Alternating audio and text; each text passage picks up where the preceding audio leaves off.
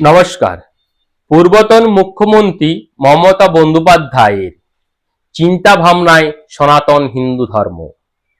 তিনি গত বছর বকরি ঈদে নামাজ পাঠ করতে গিয়ে তিনি বলেছিলেন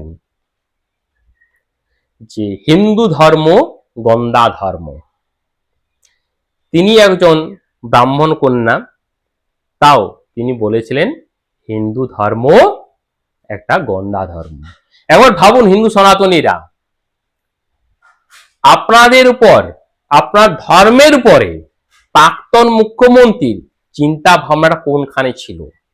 আমরা আমাদের সংবিধানে বলে কোনো ধর্মের উপর আঘাত করা যাবে না, কিন্তু কত শক্তিশালী, কত সাম্প্রদায়িক মুখ্যমন্ত্রী ছিলেন, তিনি সরাসরি হিন্দু ধর্মকে গন্ধা ধর্ম বলেছিলেন।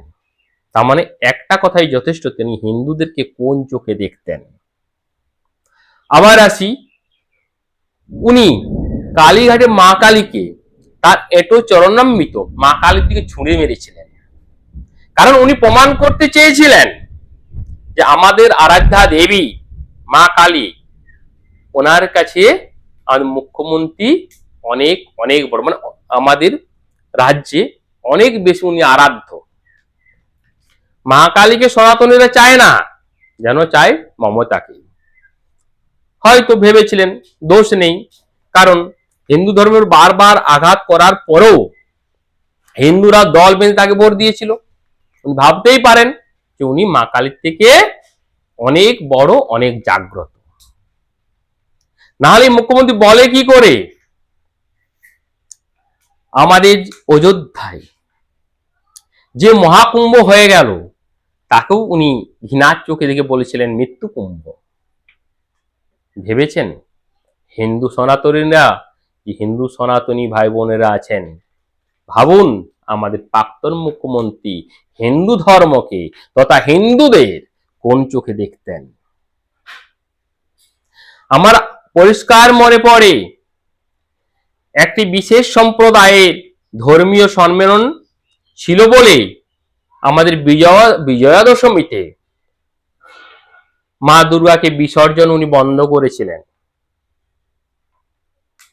উনি মা দুর্গাকে বিসর্জন বিজয়া দশমী দিতে পুরোপুরি আইনগতভাবে নিষেধ করেছিলেন, কারণ বিশেষ একটি সম্প্রদায়ের কোনো ধর্ম সম্মেলন ছিল বলেই। একটা কথা ভাবুন তো, আমাদের এই পূর্বতন মুখ্যমন্ত্রী হিন্দুদের জন্য বিশেষ করে উনি অনেক ভাতা খেলা মেলা করেছেন হিন্দুদের জন্য। উনি সত্যিকারে যাতে হিন্দু সমাজের উন্নতি হয় কোনো একটা ব্যাপার ভেবেছেন না? উনি ভাবেননি। উনি হিন্দুকে শেষের পথে নিয়ে এসেছিলেন। আপনি জানেন আমাদের পিতৃপক্ষ শেষ না হলে মাতৃপক্ষ শুরুই হয় না, কিন্তু উনি ক্ষমতার বলে বলিয়ান হয়ে পিতৃপক্ষেই দুর্গাপূজার আরাধনা শুরু করেছিলেন, কারণ উনি মা দুর্গাকে দেখাতে চেয়েছিলেন যে আমি সব পারি। আর আমাদের হিন্দুরা ওনার পিছন থেকে অনেকে হাততালি দিয়েছিল, সেটাও আমার মনে আছে। হিন্দু ধর্ম, হিন্দু সনাতনী ধর্ম প্রতি মুহূর্তে ওনার কাছ থেকে পেয়েছে ঘৃণা, পেয়েছে লজ্জা। উনি হয়তো ভেবেছিলেন এই সনাতনী দিককে একবার শেষ করে ছাড়বেন, কিন্তু বিধিবাম ওনার একটা কথাই, ওই যে বলেছিলেন না যে একটা সম্প্রদায় যখন জোট বাঁধবে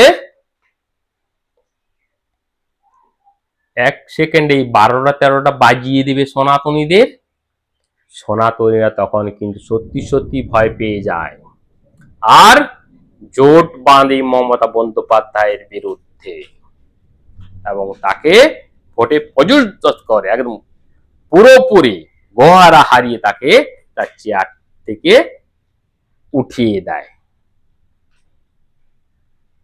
ভাবুন আস্পর্ধা।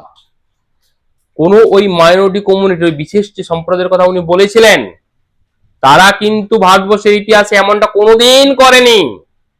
কিন্তু মুখ্যমন্ত্রী মমতা বন্দ্যোপাধ্যায় তিনি কি চেয়েছিলেন যে এটা করুক? কারণ রামনবমী হলেই আমরা দেখেছি উনি বারবার বলতেন দাঙ্গা করবেন না, দাঙ্গা বাঁধাবেন না, এই করবেন না। আচ্ছা, দাঙ্গা দাঙ্গা দাঙ্গা করে যে চিৎকার করতেন, বাস্তব বলুন তো, উনি কি নিজের থেকে দাঙ্গা চাইতেন?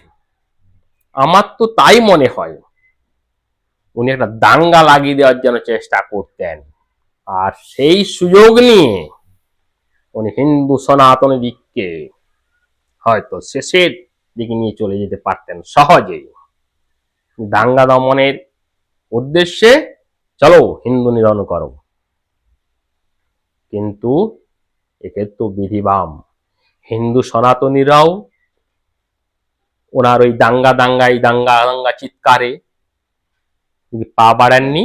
আর এক্ষেত্রে আমরা বলবো যারা অন্য সম্প্রদায়ের মানুষ ছিলেন তারাও এটা চাননি, তাই ব্যাপারগুলো ঘটেনি। যাই হোক, আজও আমি বলবো যে আপনারা কিন্তু এই বিষয়টাতে সতর্ক থাকবেন। আর ওই মাননীয়াকে আর বিশ্বাস নয়, এমন ভাবে ইউনিটি বাড়ান যে উনি আর জীবনে ফিরে আসতে না পারেন। সবাই ভালো থাকবেন। জয় হিন্দ, বন্দে মাতরম।